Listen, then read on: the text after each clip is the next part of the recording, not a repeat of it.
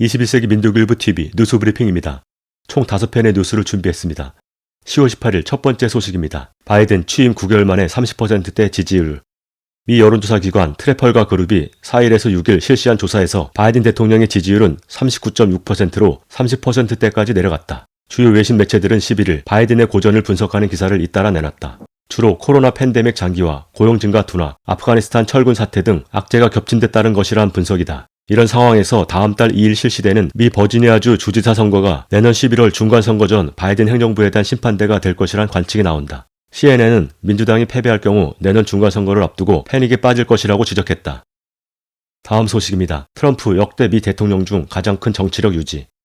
11일 워싱턴 포스트 부편집인 밥 우드워드는 CNN 방송에 출연해 도널드 트럼프 미국 전 대통령이 역대 미 대통령 중 가장 큰 정치력을 유지하고 있다고 분석했다. 밥 우드워드는 9일 트럼프 전 대통령이 아이오와주에서 연 집회에 공화당 연방 상원 의원인 척 그레슬리가 동행한 것을 두고 공화당원들이 트럼프에 복종하는 철회 장막이 벌어지고 있다고 강조했다. 그러면서 트럼프가 퇴임한 뒤 그의 인기는 높아졌고 공화당 내 힘도 커졌다고 덧붙였다. 한편 최근 대선 풍향계로 통하는 아이오와주의 트럼프 전 대통령의 지지율은 대통령 시절보다 높은 53%로 집계됐다.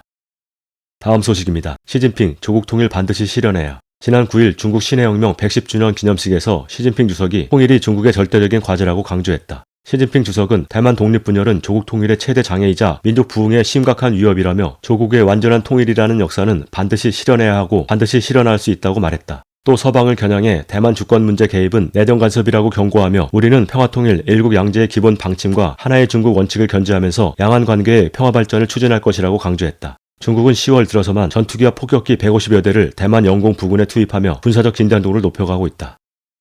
다음 소식입니다. 중미 간 갈등 심화, 대만은 양도할 수 없는 중국 영토. 최근 미국과 캐나다 함정이 대만 해협을 통과하면서 중미 간 갈등이 심화되고 있다. 16일 남중국해 전략태세 감지 계획은 트위터를 통해 전날 오후 미 해군 알레이버크급 구축함과 캐나다군 헬리팩스급 호위함이 대만 해협을 공동 운항한 것으로 보인다고 전했다. SCSPI는 지난해 대만 해협을 넘나들었던 캐나다군 호위함이 최근 동중국해와 남중국해에서 활발히 활동 중이라고 덧붙였다. 관련해 탕커페이 중국 국방부 대변인은 전 세계엔 단 한 개의 중국만 존재한다며 대만은 양도할 수 없는 중국 영토라고 반발했다. 이어 대만 문제는 순전히 중국 내부 문제이며 외부 간섭은 용납하지 않겠다며 중국은 전투태세를 유지할 것이라고 밝혔다.